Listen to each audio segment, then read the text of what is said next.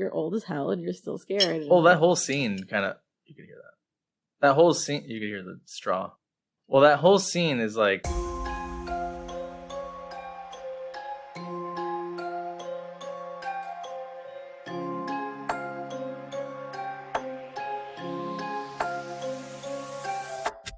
Welcome back to Shaken Not Scared podcast. You're here with Erick and Vivi. This is episode 4. We'll be covering Night of the Living Dead from 1968 of George A. Romero. Of George A. Romero. Yeah. His birth child. Well, if you want to call dead people his birth children, that's pretty deep. That's not bad. That's pretty disturbing, actually, yeah. Yeah, well, yeah. How are you this fine evening? Good. We went to the store. We got things to get ready for today. It's over 40 degrees here. It's exciting. It's basically summer. We were supposed to start at 12. It's 8 p.m. Yeah. Yeah, I guess full disclosure on that last episode, we were recording at like 2 a.m. and we had to edit like 2 hours worth of material because... Of truly just like white noise because we weren't saying anything. Maybe took a bathroom break in the middle of it. I might take a bathroom break in the middle of this one. But yeah, so this week we'll be talking about Night of the Living Dead. One of the first, if not the first, zombie movie. Yeah, and it's not even officially called zombies. They are not called zombies at all during the movie. I think they're called ghouls, actually. Yeah, I was supposed to look up when the actual first use of the word zombie was, but I didn't. So do you want to look it up? Do you want to look it up now? Oh, I can. Brief intermission. Okay, so the first use of the word zombie was in 1819 in A History of Brazil by the poet Robert Southey in the form of zombie spelled Z-O-M-B-I. When was it first used in a movie genre setting, though? First appearance current in the interwebs, Wikipedia specifically, says that the first appearance of a zombie was in Night of the Living Dead. But they didn't say zombie. They didn't, but I'm assuming that because the definition is undead. Undead. That it's fair enough. First use, but according to the Oxford English Dictionary, it's given the word its origin as West African and compares it to the Congo words nzambi, which means god, and zumbi, fetish. So a god fetish? Maybe. Yeah, I mean, I don't know. Is it because of like offerings to gods, and so you sacrifice people, the dead, to the gods? I think we are not the qualified people to answer that. It seems like it's going to take more research. Yeah. So if you are interested in where the first appearance of the word zombie came from, I guess do your own research. But this is the figure it out yourself. Yeah, this is the first. Not why we're here. This is the first appearance of the undead in a movie. So, do you want to talk about the cocktail that we picked for this week? Yes, I want to complain about it. Why? Because you specifically requested this drink. I've been requesting this drink for months. For years, actually. It was hard to find a simple recipe for. And I don't even think that I got like the best recipe. I think I just went for the simplest with the easiest ingredients we could find. It's called the Zombie. It's a tiki drink. If you want to go ahead and take a sip. Yeah.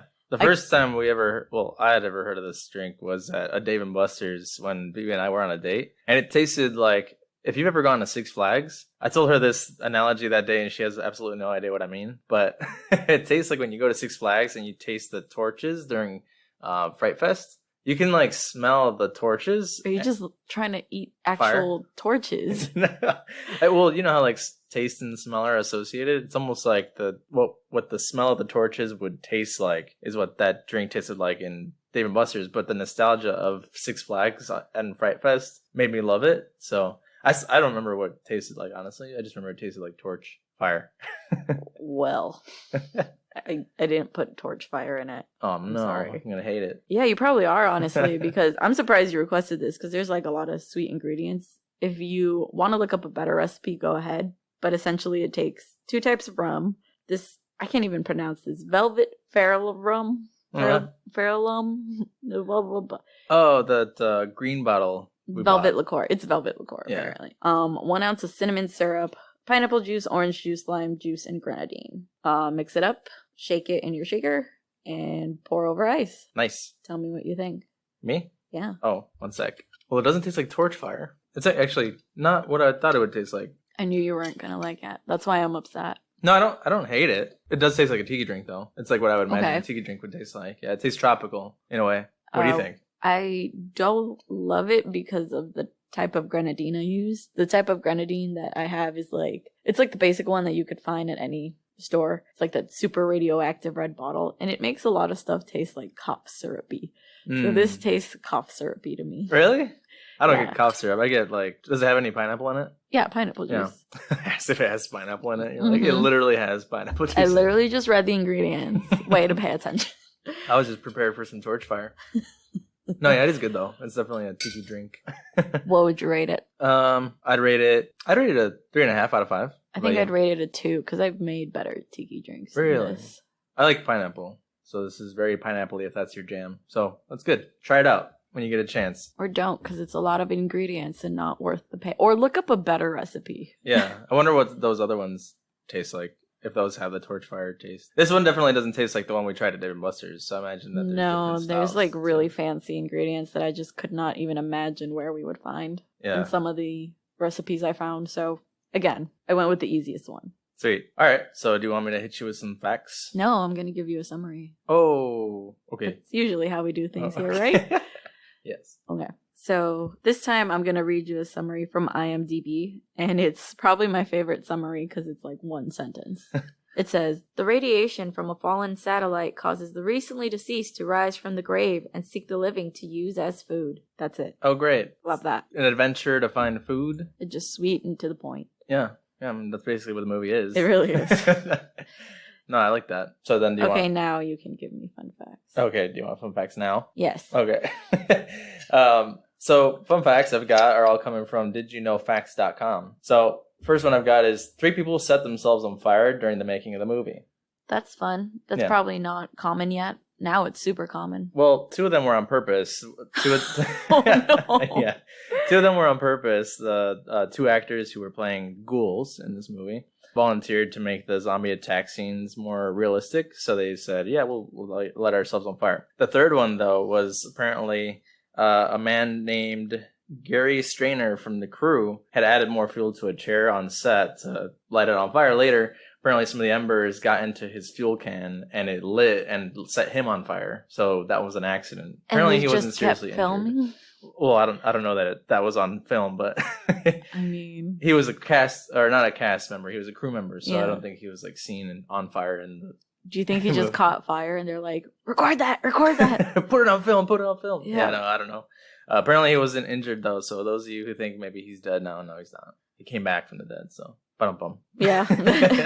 The second fact I've got is that Romero was heavily inspired by the novel I Am Legend. So if you haven't seen I Am Legend, it's actually originally written. Yeah, it's originally written by Richard Matheson. It's about a post-apocalyptic world where there's not exactly zombies either; they're infected. And but anyway, that inspired him to write this movie after having also kind of been inspired by himself, John A. Russo and Rudy Rucci, who was an actor.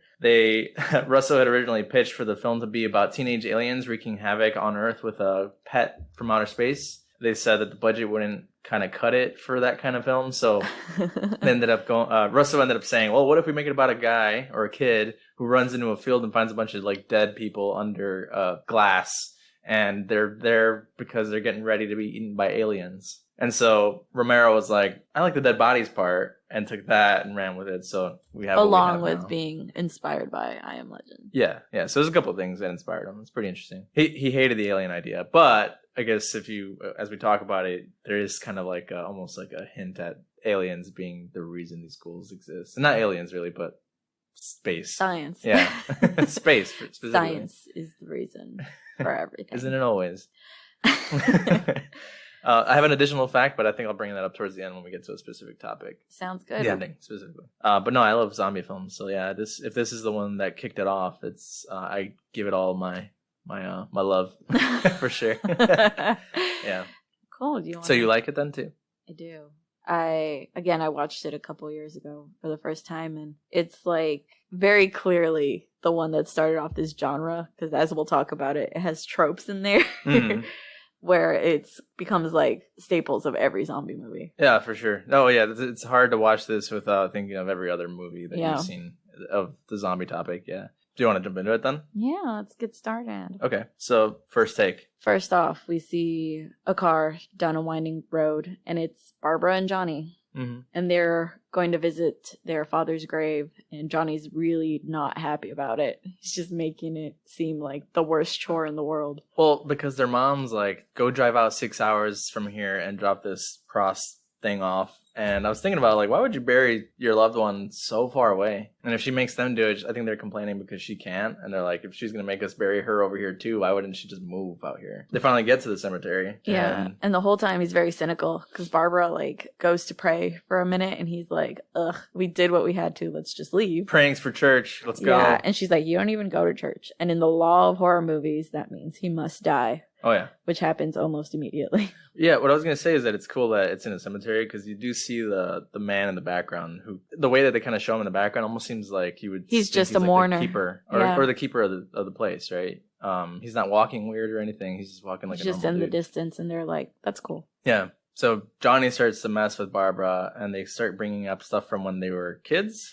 Yeah, about how they used to visit the cemetery when they were kids and he would scare her. And she's like, kind of like, cut it out. And he's like, you're still scared. Well, that whole scene is like super kiddish because she's acting like, oh no, please stop. And he's like, he's got these gloves on. It's very brother and sister. It's like, no matter what age you are, you're always messing with your siblings kind of scene. He basically points out the man who's been walking in the background. Like, they're coming to get you, Barbara, which is a very famous line. Yeah, so they finally run into the guy, and Johnny's kind of running a little bit ahead, and Barbara's... Later she says that she's going to say sorry to him, but the way she approaches him is not a, hey, I'm implies sorry. That. She's like walking past him all like... awkward. Yeah, scared of him, and he just lunges at her, and she's like, what the heck's happening? Johnny goes to save her, and then Johnny and the guy, because at this point we don't know he's dead, start having like a tussle and whatever, and Barbara's like screaming, and Johnny gets knocked out, or dead. They don't really like say anything, and I would think that it implies that he's dead because he hits his head on a tombstone. He does, but like I don't know, I didn't get that from that scene, because even having seen this or watched this as like this is the first time I'm watching it, the way that Barbara just runs away and doesn't even give a shit that that he's passed out. Well, he's been a dick. She just like runs away because the guy is like chasing after her or whatever, and so that she's running. She goes back to the car. The guy chases after her, and what I wanted to point out was that the undead, when you think of undead, you don't usually think of them having any sort of intelligence. Oh yeah, I wrote that down too. Typically in these movies, they're not like made to seem like they're thinking or smart in any way, but these undead do. And like the first scene we have of that is when Barbara does get into the car to try and drive away, the dude picks up a rock and throws it at the car to break in. And I was like, you don't see that in many zombie movies after. They do it throughout the movie where the undead kind of like do things that they're aren't cognitive. Necessarily dumb, right? Like you think of the Walking Dead zombies. They just kind of like walk into doors Yeah. and then it gets open because the sheer amount of zombies going into one direction. It's not because someone has figured out how to open a door. Yeah, and this one they're like pulling boards away. One of them grabs like rocks to throw at the lights and things like that. But yeah, I think it was interesting that they have intelligence at this point. But then Barbara, driving much like how I drive. And not undead. What does that have to do with how I drive? Crashes into a tree slowly.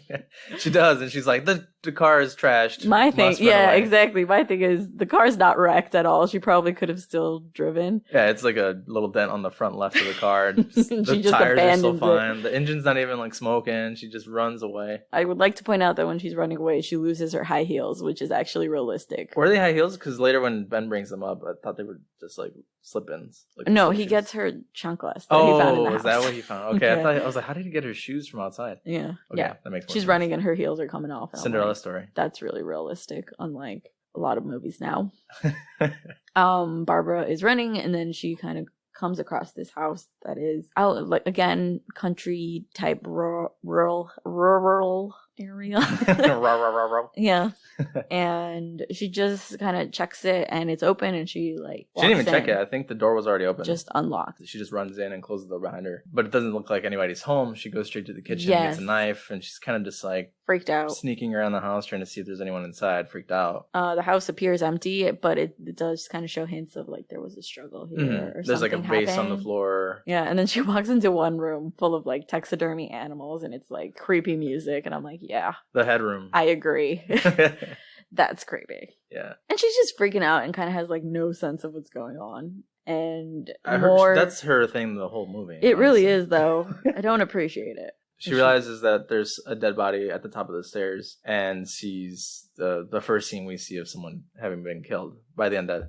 So she runs back down, and I think that's when we see Ben, right? Is that when we see Ben finally? Ben, she runs outside, and there's, like, these blaring lights from a truck, and it's Ben, and he's running towards her, like, get back in the house, what are you doing? Mm-hmm. And closes the door behind them. I thought it was interesting that she runs outside and then is blinded by the lights, because right before that we had seen also that room with the animals, right? And so, do you think it's maybe this is too deep, but do you think the symbolism is that she's caught in this situation like a deer in headlights? I would not say that's too deep. That's pretty accurate. Yeah, because she comes out, she's like, blinded, and Ben, like, grabs her. And honestly, Ben is the one that, like, brings her anywhere near her senses throughout the rest of the movie. And at this point in the movie, you really don't know what's happening, right? The guy who was the undead, he looked fairly normal. And I don't know if it's because it's in black and white, right? He does look a little off. They make him look, like, a little worn down. Yeah, it do, but, like, it's super hard to see in black. Huh? Yeah. It's super hard to see in black and white. When you think of, like, those movies now, it's obvious because they're either dead or you could see, like, the deterioration. It's a far cry from the zombies that we see now, that there's, like, missing chunks of flesh and they're, like, greasy and nasty. Yeah, so anyway, we get Ben, who has finally brought her in, and he seems to know what's going on. He's kind of, like, flustered. Ben, I would like to say, Ben is the character that has seen a zombie film because he knows what to do when nobody else knows what to do. That's for sure. And he is, like, hardwired for survival. And I wonder if it has something to do with him being the only black character in this film. Yeah, that's for sure. I will also like to point out that is a super interesting choice for this era in time, that the main character is black. And he's the hero. And he's the protagonist, and the only one with God-given sense. I wonder how it was at the time to be cheering for this man as, like, the nation's going through, like, this really tumultuous time. And I think that's why the ending is so crappy, right? When you as the watcher are rooting for this hero, and you're almost rooting more because he is black, right? You don't see black heroes in American movies, at least, especially in 1968. Not in this time. That the ending is like, oh, really? But my third fact, which I'll bring up later, answers that from the actor's perspective. Interesting. Yeah, okay. So. Yeah, I'm curious to know, like, we are not, again, qualified to talk about this, but analyzing this film from a racial perspective has to be very interesting and rich. I'm sure there's a lot of, like, turmoil and debate that could be said about the way that... Well, it's kind of like... he's treated. Right? Yes, it's kind of, like, hinted at with the way the characters interact with him. Even in this, like, apocalyptic end-of-the-world situation. Yeah, 1968. Mainly dealing with Mr. Cooper, who sucks. Even the undead. I don't know if you noticed this, but Ben is literally like the only one. The sheriff, the people movie. On TV, like, the broadcasting, undead. None of the undead are, no one's black. He is literally the only black person 4 miles in this film. Yeah, so I don't know, I thought it was really cool that they chose him to be the hero for the movie. So anyway, he knows what's been happening. He comes in, he's like telling her, like, board up the windows, board up the doors. We need to find material. He's looking through the jar. Like, I thought it was interesting to think about him, like, going to this house. And at the time, too, because it's in a rural area, that it's easy to go into a house and say, let's find wood, let's find nails, let's find screws. I was about to say that if you're ever, personally, in a zombie apocalypse, go look for a farmhouse. It has your best shot at survival. Yeah, that's for sure. And if you're in the city, you're kind of screwed. You're fucked. Yeah. I don't think we get to the point where they're boarding up the place yet. He goes into this house and is kind of looking to see how many have followed her. And she's like, what's happening? He's being followed by 2. Barb is completely catatonic and useless at this point. She's super loopy. Traumatized, for sure. She's in shock completely. Yeah, she's not adding any value to anything that... This man is trying to talk to her, get some information, tell her some information, and she's, like, not talking at first, and then just starts screaming at him while he's trying to get stuff done. Yeah, that was later when they finally do get overwhelmed by the number of undead that are outside. But he asks her how many she has seen. She says, she was chased by one dude or whatever. She doesn't say anything for a long time. Yeah, but he keeps asking her, like, how many have chased you? How many have you seen?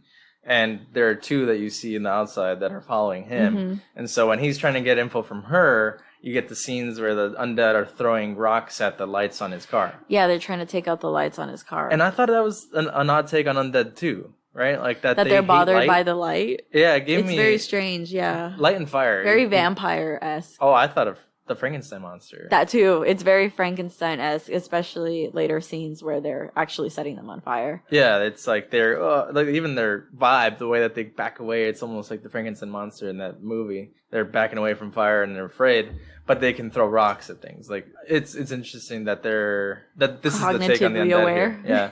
Well, that this is the take on the undead. I didn't remember this part of this movie. It could be because they are recently undead. Their I think eyes they are make not- a point where it's like they were people in morgues, like unburied, like they weren't buried yet. So their eyes to have are risen. sensitive to light and things like that. Possibly. Yeah, that could be it. Yeah. So one's in the house when Ben realizes that they've been like trying to destroy his car. He goes outside and he's like, "I'm gonna take care of the ones outside." He kind of like moves her out the way because she's useless at this point. She's kind of just in shock. He goes out, gets one of those like wheel lock removers from the car, starts just beating the crap out of them. One gets in through the back door. But Barbara does not realize that because she's in a whole state. Yeah, and then he kind of pushes her away and takes care of that last one. That's when he decides we need to board this place up, and then starts looking for things throughout the house. So yeah, that's when I realized like it'd be just so hard, I think, to protect yourself anywhere that's not so resource rich in this sense, right? Where there's wood just laying around. I mean, he literally like goes to shelves and like looks at the bottom shelf and he sees the planks just sitting there. I mean, at one point he pulls one plank off and there's like a stack of planks at the bottom of the shelf. How convenient. One thing that I thought was a really good idea, and I hadn't even thought of this too, was that he takes doors that are inside, like the inside doors, off their hinges and uses them to cover the doors. And then that's great. You get the ominous music for the cellar door because something's down there, but you don't know that yet. This was after he knocks her out. Yes. Because she's like passed out on the couch. So I guess we should backtrack here because he's starting to board up the house and telling her to make herself useful. And that's when we get his story. His story of like what's happened. And I pointed this out that this is an older movie, so this movie can kind of get away with this form of storytelling where you don't actually see the scene. Yeah, I think now, if you were to do this, people would be like, just show a flashback, show the scene. He's telling his crazy story. And then this is kind of when Barbara finally wakes up and is like... I do want to point something out in the story, though. So he mentions that he was leaving this diner, and he says that he sees a gas truck on fire driving away. Yeah. And 15 to 20 of these things are chasing it. And he says that he was watching it. It went straight into a gas station, ran over a pump, and he was thinking it was going to explode. And he looked back to the diner to see if anyone in the diner could help. And he said that by that time, the place was engulfed and covered. He couldn't hear screams or anything like that. Yeah. So the first thing he could think to do was to run to one of the trucks and drive through them. He's like, they were flying off the side of the car like flies. He said that they just So he's also seen them. Some super traumatic stuff, and he's not as kind of catatonic as Barbara. Because this is when she explodes. This is where you were going to say that she explodes. Yeah, about she Johnny. pretty much just like kind of jumps back to the last cohesive thought she's had. And she's like, oh my God, my brother, we were in the cemetery. We have to save him. And like, I think it's kind of funny that Ben is giving his whole story and she's just quiet and listening, but then she starts telling her story and Ben is having none of it. He's not impressed. No, and I get it, right? Because she's like, my brother, he's dead, after we've just seen her run away and not really go check out how he's doing. Mm-hmm. But she says that, and he, like, while she's trying to tell him about Johnny, he's like, she's like, you have to help me. He's starting to try to continue to board stuff up. And I think after you've literally just told somebody, I mean, I don't know how you feel, but if you literally just told somebody that you drove through a crowd of people flying off the side of your car like flies, I don't think one dead person's going to be as impacting to your psyche, like your mental state as I disagree. Right? Do you really? I disagree completely. He literally because was it was her brother. It was her brother. To him, they were strangers. Okay, but so you're going to say that driving through a crowd of people I will drive through 100 impactful? People. Just kidding. I can't drive. You already have driven through. I've driven through. No, stop. Because you can't drive. Do not say that. No, I kind of... I'd say it's more traumatic to drive through a crowd of people than to lose your brother. I understand. Like, I'm not saying that's not impactful. But it's from an outside point of view. You're saying like, oh, I had to drive through 100 people. I had to kill a ton of people, and I don't even know what's happening. And you're talking about your one dead brother that you left behind. Like, I think you're just judging Barbara a little bit. No, no. Barbara needed to go save her brother, and she didn't, and so she feels remorse. And it's clear. I mean, she starts panicking and is like fighting him. She starts to try to like wrestle him to go outside. That's when she slaps him and he punches the shit out of her. He really does just go a little extra with that punch. He did. But yeah, she's going crazy and like not in her senses. And the moment he punches her is kind of funny because it pauses. The movie, she slaps him. She's kind of like, oh like, my what? God, you just hit me. And then she passes out in his arms. Yeah, the music changes. It's very dramatic. It is super dramatic. So he lays her down, and then this is when I figured I wrote down, like, this is when he decides I can actually get stuff done around the house because she's not in the way. He, like, starts boarding up things all over the windows, all over the doors. He takes the doors, you get the nails. He's doing his thing. And he goes upstairs. While he's doing this, he also turns on the radio, and it's kind of the first hint that we get that something's going on because they're talking about, I believe the announcer called it, what did he call it? A sudden explosion of mass murder. What a way to describe something. Yeah, the radio report's interesting to me because throughout the movie you get the radio reports, you get the TV reports, and it's interesting to see. It's almost like, do you remember War of the Worlds? And you get that radio, the original I've never telling. seen War of the Worlds. Not the movie, but the original radio broadcast Oh, story. the original that made people freak out and In kill real themselves? life. Yeah, that's the kind of vibe that I get from this, right? Is that it's almost like that played out for real. Only in War of the Worlds, it's aliens. Here, it's the undead. But you start to get these slow and short reports of, hey, suddenly people are killing each other and there's no reason why. They call it mass homicide, and they call the people assassins. And they say it's random. There's no patterns to it. That the people are in a trance-like and they appear state. To be ordinary people, so there's like no way to know That how to protect yourself. That people seem almost like they're in a trance too. Yes. Yeah. So they're unable to tell who's killing. The National Guard is potentially going to be contacted to be deployed, but they still don't know if it's that serious. I'm like, man, if people are just randomly killing people, if you call something out of nowhere, a mass hysteria. No, not mass. What was it? God damn it! A mass homicide. But they said it in a specific way that sounded so much more dramatic. I wrote down mass homicide. They did say that. They did. did. The way you said it was explosion of mass murder. If you're describing something like that, I think you call the National Guard immediately. Yeah. It's crazy to hear the radio.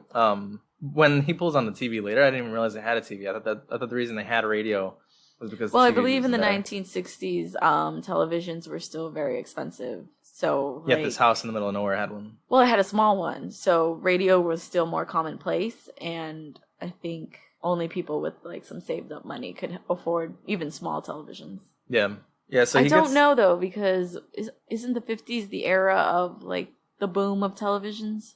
I think so. Yeah, so probably have to fact check that. Yeah. It doesn't sound right, but yeah, so the radio broadcast continues, is giving a lot of info. Barbara's passed out. Yeah, we still get Ben kind of boarding up the house and stuff like that. They even talk about how people have been kind of like swarming churches, government buildings, and schools for shelter, which is, as a zombie movie watcher and fan, the opposite of what you should do is go into large places where a ton of people are going to be. So, but it's funny. It's interesting to watch this movie at this time, right? Where we do turn to government entities and they are completely unprepared and have no answers. It's very realistic to like what's kind of currently going on. Yeah, with the pandemic. Later I was going to say there's a point where they tell everybody to stay home, or if they're at work, stay at work. Yeah. And it's definitely giving us some Pandora vibes. Pandora. Yeah. I don't know if that works because Pandora is also like a streaming site for podcasts. Pandemic vibes. Hold on, we gotta think of the middle of a panini press. Did we use that one yet? No. Last time I think you used Panera Bread. Okay. But yeah, so this radio broadcast is going on. He's going through the house. He finally goes upstairs, sees the body that Barbara saw earlier, moves her away. Yeah. He finds a gun in the closet, so that's essential. It's obviously like a moment that everyone's like, ooh, yes, a gun to protect them. Anyway, Barbara wakes up later, and he tells her that they've got everything that they need. He even gives her those shoes you were talking about earlier. He's like, we've got a gun, we've got food, we've got shelter, we've got a radio. We're going to stay here and wait it out until we get help.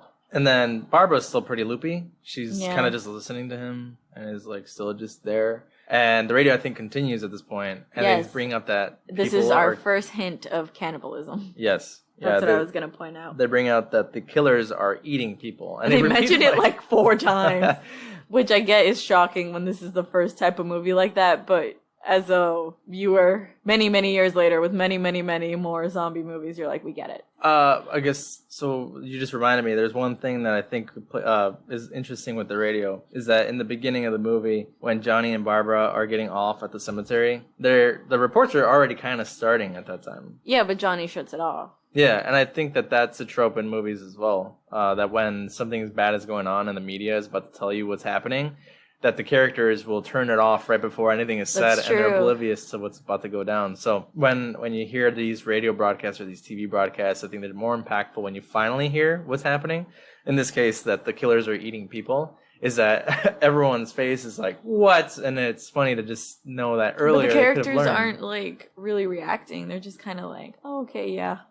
Well, Ben's already had to deal with them, so he's pretty much known at this point. Yeah, so we get the two dudes to show up. Yeah, so back to the ominous music in the cellar. After all this has calmed down and he's finally boarded up the house, these two men just burst out from the cellar door. And Ben literally says probably what the entire audience is thinking of. You've been down there this whole time. Yeah, and their story doesn't check out at all, because they're like, we didn't hear you. And he's like, what do you mean? She's screaming. And he's like, yeah, well, we heard screaming, but it could have been them. It could have been them. And he's like, wait, so you just said you didn't hear them? And he's like, make up your mind. I mean, Ben literally is like, make up your mind on what you're saying. Cause Ben is having none of their shit. Yeah, he's freaking out because these people have been here this whole time. The one guy seems kind of like reasonable, but the Mr. Cooper, which is the guy we'll talk about in a bit, he's a shitty guy. Yeah, so it's Tom and Mr. Cooper that come up. Whose name is Henry? Henry Cooper, yes. Yeah. And then they have this whole argument with Ben. And basically it turns into an argument of whether they should stay in the cellar or stay in the house but board it up securely. So I was going to ask you. Oh, I was going to ask you.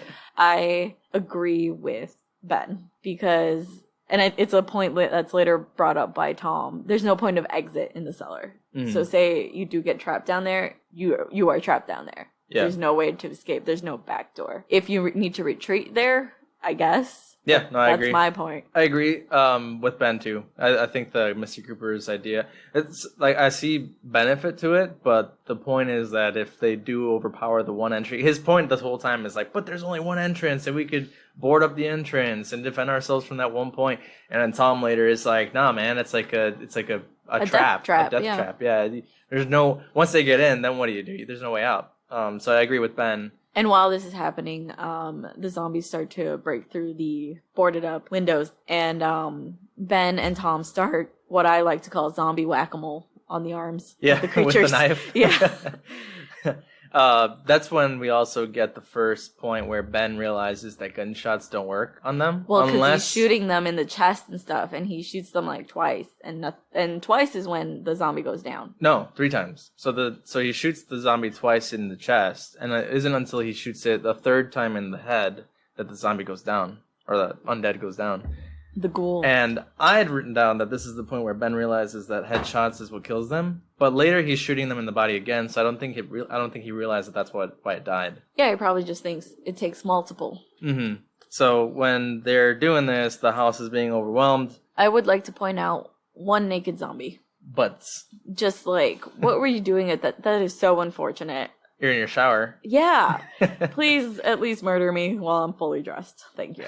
Well, how do you know? Just always stay fully dressed. Be dressed in the shower. Just in case the zombie apocalypse happens. Just in case. You don't want to be caught exposed and dead. Yeah.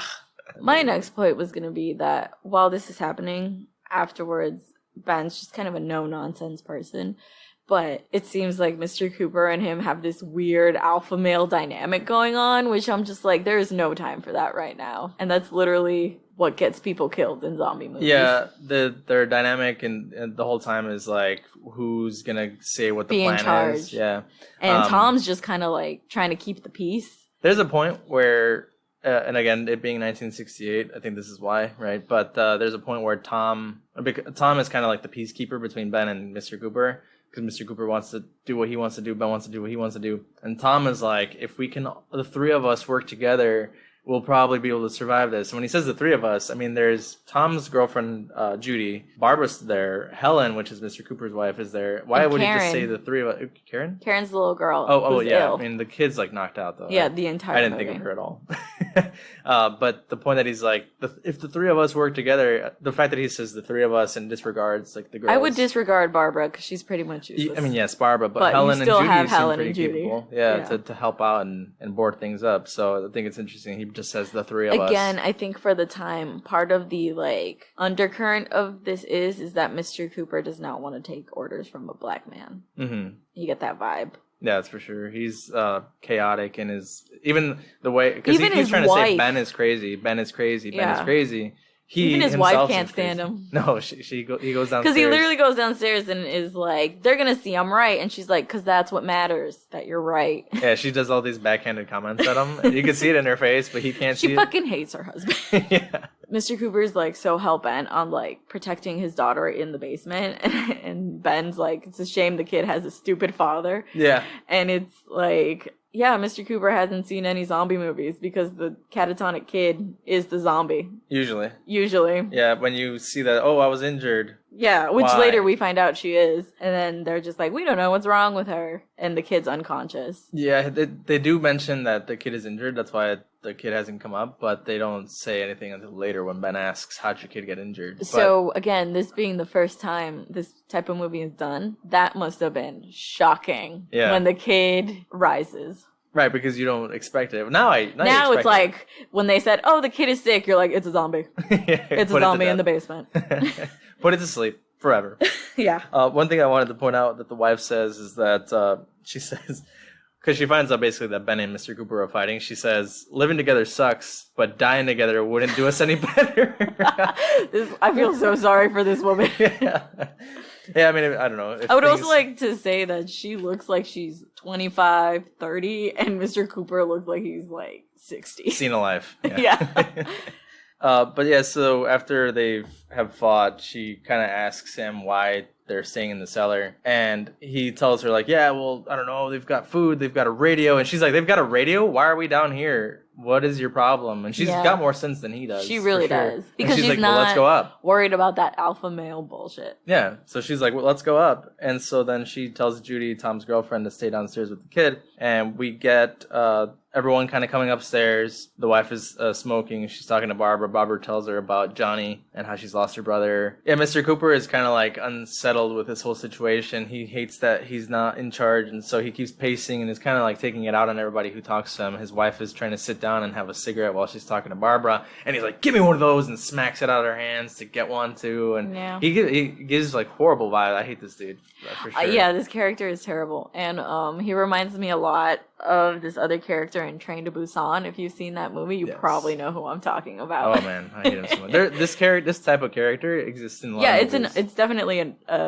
like a stereotype. A character archetype in these movies. Yeah, because later there's a tussle for the gun, and I'll talk about it then. Yeah. But it reminds me of another character in War of the Worlds as well. So they turn on the TV, and this is where we finally get some more information. We do learn that the zombies are a result of radiation from a fallen satellite, like we mentioned earlier, and they are reviving the brains of the recently deceased. The guy on TV, I wanted to point out, he specifically states that us who are reporting this to you are in shock that this is actually happening. Like, this is new to us, and we're trying to tell you. But they're completely safe. And chill. Yes. Everyone in the back's got smiles. They're typing away. They're just doing their job. One of them's like sitting on the desk, just on the phone. I was like, how are they safe? It's like... It's because people got to get their media, you know? They're automatically safe. Honestly, the way that this movie plays out with when they finally kind of get there and they're on the news, they're saying that everyone's being taken care of. The rest of the world seems like it's not very, like, in a panic like it is here at this house. Do you know what I mean? Like everything on TV, everything on the radio, like talking about everything that's going on. Calm. But everything seems kind of chill. Even though when they talk to the military and the scientists later, they're all kind of just walking around. There's not really any, like, footage. You would think that the news would be like, look, there's people literally right there eating each other. Yeah. Like and they're not. They're like literally interviewing scientists, and the scientist is like, yeah, you got to set your dead on fire within minutes. And he's like, 15 minutes what? Specifically, I think he said. Within minutes, we can't do a funeral. And he's like, no, yeah, you just got to set him on fire. Yeah, just make some bonfires with your dead. He's get a cookout. very chill about it. Yeah. Is that when we also get the military guy and the two you do scientists get a and the military scene guy? where, and it's very like reminiscent of like current times, I would say, where it's unclear what they're saying. You have the scientists and the military. I even turned to you and was like, wait, who's the one who just said that? Because I was pretty sure 2 seconds ago he said the opposite. Exactly. I think they do that on purpose, and it's pretty funny because it seems like the scientist is like, it's the military's fault. And the military is like, it's unclear if the military is responsible at this time. Then they flip-flop. No, I don't think that they were saying it was the military's fault. They were saying that they had... So apparently, this is where I bring it back to the alien thing. This is maybe what was a tribute to Russo's original idea of aliens being involved. They said that a satellite that was sent past Venus carried radiation that may be what has caused this phenomenon. And so the military guy is saying, no, it's not from space. And the scientist guy's like, no, yes, it definitely is from space. And then the military guy's like making like odd faces at the camera. And he's like, oh, no, I don't think that's what we're saying. And then later the scientist is like, oh, wait, no, yeah, it's not from space. And the military guy's like, no, it is.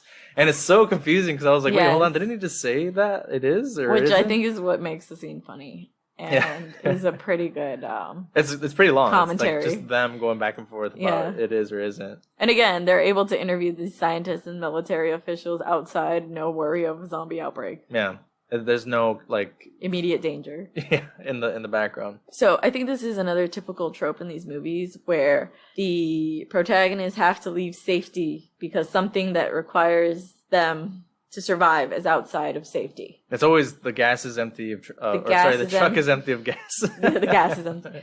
It's like that we're running out of water or something, like you got to go turn on the radiator. The keys for the car are in the shed that's like a mile away. You have to do reason. like some like sacrificing to get this done. Yeah, puts you in danger. Otherwise, if they're just safe the whole movie, there's no point in watching boring, the movie. Yeah. So they come up with a plan to go get gas from this location that's a little bit away from the barn, and Tom knows where it is because he's from the area. I would also like to quickly make a note of Toga Zombie. Yes. Yeah, that we is get all. Toga Zombie. Well, we didn't even bring up earlier that we get our first scene too of like the creepiness of the undead where the lady grabs a bug off the tree and just like starts chomping on it. It's a pretty good scene, yeah. Because you hear the crunch. I don't know if she actually ate it, but it looks like it's moving for real. And I've eaten bugs before, have you? No. Are you talking about those bug lollipops? Yes. Yeah, there was this place in Indiana called Fear Factor Candy. I don't know if it was like a big thing, but they sold bugs in different types of candy. They sell them at like a lot of the museums here too. Yeah, it's like chocolate-covered ants, chocolate-covered crickets. Yeah. The lollipops are a little more unsettling because you're eating them slowly versus like just eating it all at once. The creepy crawly part of it. No, because like think about a lollipop, it just gets worn down little by little, so like you're just getting like a piece of the bug at a time. Do you know what I mean? You can savor it. Yeah, and crunch on it, squish it a little bit. But they look cool. So, but this lady eats one without chocolate on it, so pretty impressive. But yeah, so what you were saying was they come up with this essentially. They're gonna throw Molotov cocktails out the window. Yeah, because they know that they're afraid of fire, and while they're doing this, they're gonna run to the car to go to a pump to get some gas, so they can all drive away to safety. Mm-hmm. And we get this little intimate scene between Tom and Judy where she's like kind of having doubts about the plan, and she's like, "Do we really need to do this? Can't we just stay here and kind of wait it out?" And Tom's like, "No, like this is our chance. Let's go." And I feel bad for Tom because Tom's kind of like, again, the peacemaker in this situation. He's kind of just trying to do what he can and follow the person who has like an obvious like sense of survival, and obviously it's not Mr. Cooper. Yeah, and he's been with Mr. Cooper to this point. So when he finally finds Ben, I feel like it's like Tommy. Thank God, someone else who makes sense. Yes. So because Mr. Cooper treats Tom like he's his worker. I thought when they got introduced later that the way that Tom was talking to Mr. Cooper was Mr. like Cooper it's his was son, treating him or his like worker employee. Yeah, his employee. The way he talks to him is like he owns them. You know? Yeah. And so when Tom just makes Mr. Cooper like more shitty, unlikable.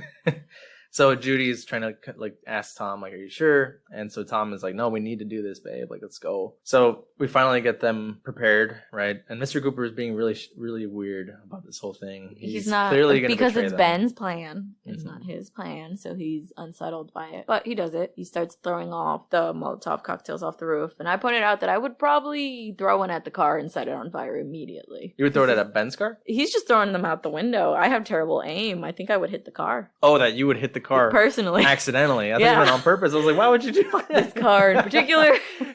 What's the plan? Light the car on fire? Got it. Right? Done. Sorry, guys. I mean, it happens anyway, but honestly, that might have been a better plan because it would have like attracted them to that. No, it would have repelled them because they don't like fire. But no, because earlier there was a scene where Ben lights some stuff in front on fire, and I mean, it only kept them away so long before the. Well, I think it's this next scene where he set off the fire in the front lawn, and Ben and Tom are running to the car, and then Judy last minute decides that I'm going with them. She's going with them and doesn't want to, and like Mr. Cooper is so ready to slam the door behind her, and he does. And then... Yeah, and he's like, well, if you're going to come with, get in the damn car. Yeah, Ben's like, make up your damn mind. If you're going to do this, don't hesitate. Yeah, they finally drive away, and Ben's on the back with the torch, and he's like kind of warding them off. Batting them away, batting them away with the fire. Yeah, so Mr. Cooper's watching from the house. They finally make it to that place. They get to the palm, and I wrote down that everything that could have gone wrong goes wrong. Goes wrong immediately, which is like what's supposed to happen in these films. Yeah, right? They get there. They had in the house. There was a point where they're like, "Oh, I found some keys in the cellar." So they grabs the keys, and then it turns out that the keys aren't the keys for this chain or this lock. This pump. Then it's a gas pump, and Ben shoots it to shoot the lock off. And I'm like, I don't think that would shoot at the. I mean. Sure, in an emergency situation, you're going to do whatever. Risk it all. Wouldn't it be better to, like, hit it with the brunt of the gun? Maybe. I mean, I don't know. Have you tried doing that in real life? No, I'm not strong. It's actually pretty hard, yeah. Or I'm just too weak, but it is pretty hard. He shoots the lock off, which could have gone wrong as well. Immediately. And then Tom, like an idiot, just takes all the gasoline and runs it everywhere. He like throws it all over the car, and the car lights on fire because Ben had put the torch on the floor to be able to shoot the lock. So then the car gets lit, and I don't remember if you caught this or why Tom and Judy drive off without Ben. Do you remember that? They are trying to get it away from the pump because the pump's just going to make it explode quicker. Yeah, it's leaking gasoline. Right, and the car. And they drive off. And then I thought this was kind of sad, but honestly, if Judy had stayed in the house, they both would have survived because she gets stuck, and Tom goes back to try to help her. Oh, that's true. Yeah. And then the car goes up in flames. True that. And Ben's kind of like, crap. Fuck. And then just runs back to the house. And Mr. Cooper's watching, probably watching it all go to hell. And be like, I told you so, probably. Yeah. And we get this like really messed up scene. This is the first time that we actually, the audience, see the cannibalism happen. Yeah, we see them getting a cookout. I thought it was interesting how they all like approach the car with the meat and everything like that. Like if it like politely. I don't know if you noticed that they all kind of like one by one take pieces, take their turn. Yeah, and then they all go onto the lawn, do like a little picnic. You get the scene of the one girl eating the food. There's like people pulling at some intestines, and it's the first like super gruesome scene we see other than the dead body and like the bug eating and the chopped fingers. That was pretty interesting too. Chopped fingers when Tom's like cutting at the guy with his hand through the window. Oh yes. Yeah. Which wasn't that gruesome. This film is not very gruesome. I thought it was cool though, the way it looks with the gruesome scene with the dead bodies is fine too, but I think the way that he chops the fingers and you could see them slowly coming away. Yeah. I thought that was a cool effect. Yeah. Yeah. But yeah, so you see the picnic with the undead, and interesting to think that they would eat like cooked meat. It's funny that yes, it's a messed up joke, right? And it's like a joke that's made later when the officers arrive and they're like, somebody had themselves a cookout. Yeah. And I'm like, they're just as fucked up as the rest of them. They thought the same thing. But when they're actually eating it, it looks like they're eating raw meat. Yeah. And I was wondering if the actors actually had to eat like raw meat. I was trying to pay attention to some of the stuff that they pulled away from that truck, and one of the guys looked like he had like a drumstick, almost like one of those big turkey legs you get from the Renaissance fair. Yeah, it does look like that. So yeah, I mean, were you the one who told me about like that human flesh tastes weird? It's from all these like other things we watch and listen to. The about podcast. How, like... Yeah, I personally haven't. I believe, I don't know which podcast exactly I was listening to that said that, but apparently humans taste most like pigs. Because we are genetically most similar to pigs or something like that. Is that monkey? Could be wrong. I don't know if people eat monkey. Maybe somewhere. I'm sure somewhere they do. Yeah. But yeah, so they're eating their burnt meat. And Ben's making his way back to the house. Mr. Cooper is like slamming the door on him. He's like about to just run into the cellar and lock it, but then Ben's like, Mr. Cooper, and he hesitates. He did close the door on him though. He did, and Ben's like knocking, like, "Yo, open the door." And he hesitates to go back. He does, and then Ben just ends up kicking the door down and running in. And honestly, they give each other this look of I know that you were gonna let me Cooper die. Looks cowardly in this story. Because Ben enters and straight up is like, dude, I'm going to You cowardly kill you. bitch. Yeah. And Mr. Cooper is kind of looking like, fuck, I was hoping you'd die. Yeah. He's definitely a weasel, for sure. Yeah, it's interesting because his like alpha male persona is very much just hiding the fact that he's afraid. The coward in this. Yeah. So Ben finally gets in, they close the door, and Mr. Cooper, for some reason, helps him to kind of be like, I'm sorry, and he's helping him board up the door again. But then when they finally seal the door, Ben turns around and just starts beating the crap out of Mr. Well Cooper. deserved, honestly. He beats the crap out of him. He does. So they get their name, the ghouls, for the first time on the radio or the TV. And we also see that the people are saying that you should shoot the undead in the head. Mm-hmm. So this is the first time we realize, okay, shooting them in the body's not going to work. The brain is what is activated, and that's what you need to shoot at. We get this interview with the local sheriff, and the local sheriff's like, I've rounded up a team of people who just have guns. We're making our way through the towns. Yeah, everyone's in the background shooting stuff, putting stuff on fire. This is very interesting thought, right? The civilians locals are law here. Yeah, no, it's you would think that out in rural country too, a lot of people do have weapons in their homes. Mm-hmm. You know, I think about it because I have family in Wisconsin. We've thought about even like if we were to move out somewhere where like the houses are farther spaced apart. And I've heard stories of coworkers who have places like that. I mean, when you have so much open land around you, when you live so close, like in the city or the suburban areas, there's enough people around to like if something see what's goes going wrong, on. Yeah. But when you have so much space between places and so much chance to just be approached by someone random, you're probably going to want to defend yourself. So all these people have weapons, right? They do, and they've formed like a battalion of their own. Yeah, they formed their own battalion, but I also thought that it was interesting that in a rural place like this, that you would get so many zombies all at once because everything is so far. Mm-hmm. What's attracting them to you? I imagine that the cities have been, at this point, wiped out, actually, and they're spreading.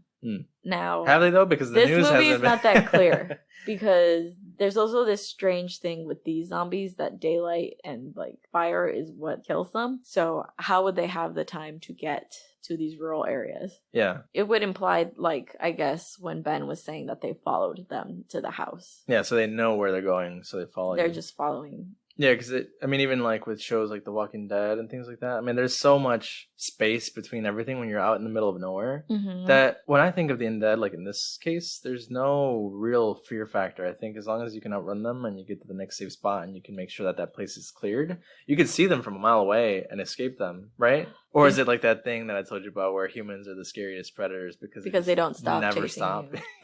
I think it is, but also because it says that they're slow, but also like Barbara drove away and that zombie was able to catch up with her still. I mean, I thought that was unrealistic too because she drives away and then she runs away and then you can see the zombie almost like Michael Myers style, just like just chilling, walking. I guess. Yeah, and I don't know. I always think of. I mean, what do you think when you think of like if you were to put yourself in a scenario like this? Would you survive? Would you be able to outrun them? Would you in the scenario where like there's one that's just always following you? You just kill it. But when you're overwhelmed, like with 50 multiple plus, 20 plus, 10, I mean, even a couple. Because Ben earlier and Mr. Cooper are fighting about how these things have super strength. And Ben's like, no, man, they're dumb. I killed 2 of them and the third one outside or whatever. And Mr. Cooper's like, they can flip a car. And Ben's like, any 5 guys can flip a car. If there's enough of them, then yes. But then we're all like, if we're really that worried about a ton of them killing us, then I mean, we should die, right? Because there's so many. I think the interesting thing about this movie is it kind of sets the precedent for all these things. Mm-hmm. So it's set the standard for the slow zombie. And are they intelligent? Are they not intelligent? Because now there's like so many interpretations of the zombie. Yeah. There's the ones that are not even dead. They're just infected.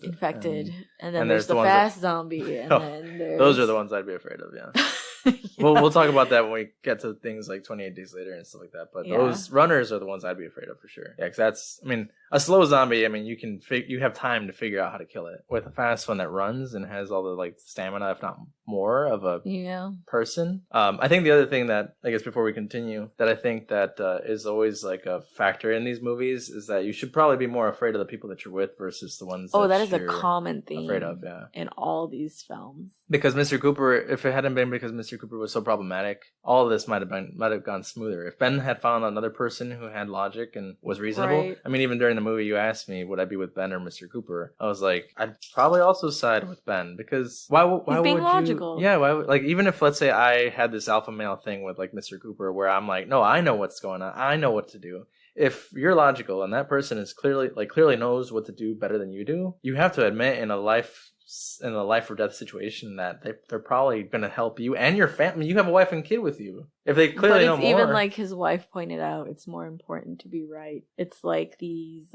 weird perceived notions of masculinity get in their way of survival. Yeah, and it's not. I think at that point, I don't know. I could talk about this survival stuff all day, but so after they hear this broadcast that they can be killed with a shotgun to the head, Mr. Cooper is like eyeing Ben's gun constantly. Mm-hmm. Yeah, and then I believe they're arguing over what to do next. And Ben finally asks, like, well, what is wrong with your kid? Mm-hmm. And they're like, oh, one of the things grabbed her and bit her, and she's been unconscious ever since. And Ben's kind of like, what? We don't know if these things are infected. Yeah, he's like, we don't know what these things have got out there, because I don't think it's been implied that biting is what kills them. Is what gets others infected. Yeah, not at all. This is the first time. Because I don't even know that that's ever clarified whether it's due to infection. They just keep saying that the radiation from this satellite is what's causing the dead to come back to life. So I don't think it's ever implied or clarified that the bite itself is what made her get infected and also come undead, right? I think it's just the fact that she died from the bite and then she comes undead. That is why she turns. Never because she actually just got bitten. But Ben does say, we don't know. We don't know what those things have. They could have disease or whatever. Yeah. But that's when the power goes out. Power goes out, and then the zombies start coming from every direction. Yep. Cooper's trying to get Ben's gun at this point because they're flying through everything. Shout out to Cooper's wife, because she's trying to like keep them out when Cooper's like cowarding near the cellar door, like worried about the gun. Everyone starts to help. Barbara even finally like snaps out of it. Wakes up, yeah. And that's when I think Ben gets the gun knocked out of his hands. It falls to the ground, and Cooper jumps for it. And is like, ha, I have the gun now and I'm in control. And he tells Helen to go down to the cellar, and Helen's kind of like, what the fuck? And Ben and Cooper battle it out. And this is this part where I was going to say that it reminds me of in War of the Worlds. There's a scene where they have to be quiet because the aliens are in the house. And the guy who's been helping Tom Cruise's character and his daughter, he kind of like brings them in and is like, hey, I'm in the cellar and I'm protecting you guys. He kind of like doesn't want Tom Cruise to do anything that isn't what he says. And he's like, I'm going to kill them and I'm going to go out there. And Tom's like, no, we need to be quiet. And so the guy's like trying to be like chaotic and go out there and shoot the aliens. And Tom and that guy have this like silent battle for the gun. And this is kind of what this reminded me of, is that you get the crazy person and you get the sane person fighting to survive in the middle of this like impending doom. Seriously unnecessary. Yeah, the last thing you would want to do in the part where your shelter, all fighting for your life, your shelter have a power is being struggle destroyed. Yeah, power struggle in the middle of it. Like, no, man. So he finally does take the gun from Mr. Cooper again, and he shoots him. He shoots Mr. Cooper, and Mr. Cooper's like surprised and starts falling down the stairs. He really shouldn't be surprised because he deserves it. Oh, honestly, yeah. Even his wife's kind of like, yeah, sounds about right. What you get. So Barbara has tried to help Helen at this point, not get because Helen. And after Helen sees that he gets shot, she runs down to check on her daughter. Because he's like falling down the stairs essentially. Helen runs down to check on the daughter, and then it's overpowering and there's too many zombies. And finally we see Johnny, Barbara's brother, come back, and he's like, hey, I'm here for you because you left me in the graveyard. And she's just kind of like in shock and is taken by him, but then swarmed by all these zombies. Yeah, he almost looks normal too, the way he kind of just comes out again from the crowd. They just like put like crazy dark circles under them. Yeah, but I think it's cool that she opens the door and that's the thing she sees. It's almost like she's been in shock this whole time, and then it finally kind of just consumes her. It becomes full circle. Yeah. In the basement, Karen has waken up and is eating the dead body of her father. Yeah, we get a child eating a body, which is pretty cool. I'm pretty sure it was pretty shocking at the time. And her mom sees that, and then Karen, for some reason, this is smart undead. Again, the smart undead. She grabs like a little pick shovel type thing and starts stabbing her mother repeatedly, so many times, excessively. And I'm like, she's like, I'm tired of y'all fighting all the damn time. I'm just gonna keep stabbing you. Wait, I'm dead. Oh yeah. I don't think it's ever implied that she eats her mother. No, because later just stabs her. Yeah, later Ben finds her just stabbed in never the corner. Eaten. Yeah, I wonder what the implications were of that too. Because I did point out, I was like, why did we get this like random slasher section in the movie out of nowhere? Yeah, It's from a bloody. There's like child. splashing everywhere. You get the shadow of the kids continuous stabbing and stabbing and stabbing, and it's just so weird that this is what we Yeah. get from an undead person is like a murderous stabbing versus just eating them. Yeah. Yeah. It is very different considering this is like the first of its genre and you're used to just the main eat. drive of the zombie is to eat.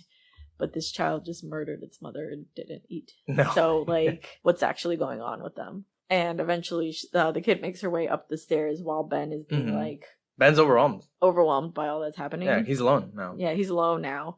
He doesn't fully know that yet because he's able to shake off the kid that's coming up from behind the cellar and lock himself in. Do you think it's ironic that at the end of the day, he still ended up in the cellar? Yeah, I would say so, but it was because of Mr. Cooper, I think, at the end of the day. But Mr. Cooper wasn't alive to be like, I'm gonna rub it in your face. My favorite thing is that he's like, kind of getting him to be a zombie, and Yeah. he shoots him right away. Like, no, you're not even cool enough to be a zombie. I think the way Get your ass back down. So Ben's locked in the cellar. The zombies are in the house, and I thought it was weird that the way that they show this scene because I understand the zombies that are like attacking the cellar door, but there's like zombies in the background that are just like knocking frames off the wall, and there's one that's like pushing a cabinet like back and forth, and They're it's just just like here the for chaos. because it seems like such a random scene. They probably told all the actors to just do whatever, make sounds. Well, and rattle that's things. interesting, right? Because there's no point of reference for these actors. They're just telling them, Pretend you're undead. Pretend you're undead. And what does that look like to you? So Ben's the only one that's left alive in the house. It's morning next day, and we get the sheriff that was on TV. And all the people with their guns. And all the people with their and guns. a helicopter. And they're coming up on this house, and they are shooting the zombies on the way there, clearing the area. That's when we get the tasteless joke of the cookout. Mm-hmm. It happens so quick. Ben's realizing this because he hears everything, and he's coming up the cellar. He takes a look outside. He sees them in the distance. These guys are approaching the house. The one guy tells the sheriff, he's like, hey, I think I see movement inside the house. So they don't even see Ben, really. No, As Ben is. They don't even talk to him. They shoot first, ask questions later. But right before this, they're walking through a field like... Very insensitive, they're the military. right? They're just like... They just literally see people in the distance and are just like, fire, shoot them, whatever. Yeah. And they don't like... know if they're dead. They just they're are dead. shooting them. Yeah, they're shooting anything that walks. And the way that Ben gets, spoiler alert, shot through the window is because they're like, oh, we see movement, shoot it. Like, they don't even know if it's a person. They could just be somebody walking around the house. My note, I wrote that it was like, it's also cold and calculated. They're not looking to see if they're anyone just has trigger survived happy. because they're like drunk on power. They're the ones that have been able to drive these things away. Mm-hmm. This trigger happiness is like unsettling. It's In a what real life kills Ben. situation, I don't imagine this would be far from what would actually happen. People just ready to just kill anything. No, and yeah, everything. for sure. For sure. Yeah, scary. Again, the humans are scarier than the undead. And I think that's always the point in these zombie movies. Do you have that fun fact for me? I do. So, although Ben, our hero, is killed, apparently Dwayne Jones, who's the actor who plays Ben, didn't want there to be a happy ending. He thought it would be more impacting to the audience and the black community specifically that since heroes never die in American movies and the hero is black, he thought it was a double-barreled whammy that would impact the audience who was watching. He's not wrong. Yeah. I mean, I get why it ended the way it did. Like you said, it's a reflection of how people truly would act if this were to happen. And then we get like the unsettling photos of where they're just dragging out his dead body. And it's unsettling to the audience because the audience knows that he was literally alive. And I think it seconds adds before more. this. What I was gonna say is you get a crappier feeling because he is a black man and he's being kind of carried around by these like trigger happy people. And the way they're carrying out the dead is so like With hook meat meats. hooks. Oh, hook meats. Hook meats. Meat hooks. Yeah, it's the so credits. dehumanizing. The whole sequence is just how they're just grabbing him with these meat hooks. Yes. throwing And him then in the very fire. final scene is like them just setting it all on fire. Yeah. And it's kind of like, what was their struggle even for? Pissed. So, what would you rate this movie? I would give this movie a 9.5 out of 10. That's pretty high. Because it's good. It holds up for being a movie that was from 1968. And even though it's old and it's kind of depressing, but it holds so much relevance to our current culture. It's kind of fucked. It's one of those movies that, although it was filmed in 1968, the premise of the problems in the movie of the Are still undead, prevalent. of the crazy guy who's trying to protect his family, like even the end where you have trigger happy people, it's all stuff that if you were to make the exact same movie with today's technology, exactly the same way it's done, it wouldn't matter. Whether it was 1968 or today, it's a movie that still stands as being current. But what would you rate it? Something similar. I rated 9.5 too, because I like I said, I love zombie movies. But like I said, it still stands. I think all the tropes that I like in a zombie movie are present in this. There are some confusing things, like the whole like radiation from space is what caused it kind of thing. Some parts are not clear, but that's not the point. No, that's not the point. I think Ben's an awesome character. I think he's someone that if I was in the house, I would follow too, right? I told you this Mr. Cooper is a true villain in all of Cooper. this. Yeah, Tom, I was rooting for Tom, but... You just feel sad for him and Judy. Yeah, so do you want to talk about what scared Loki this week? Sure. Similar to Halloween, the dog dogs. barking is what set him off. But it was all of it. The helicopters. Yeah, the whole commotion at the end he didn't appreciate. I think the helicopters actually scared him more than the dogs on screen. Loki, you want to tell us about it?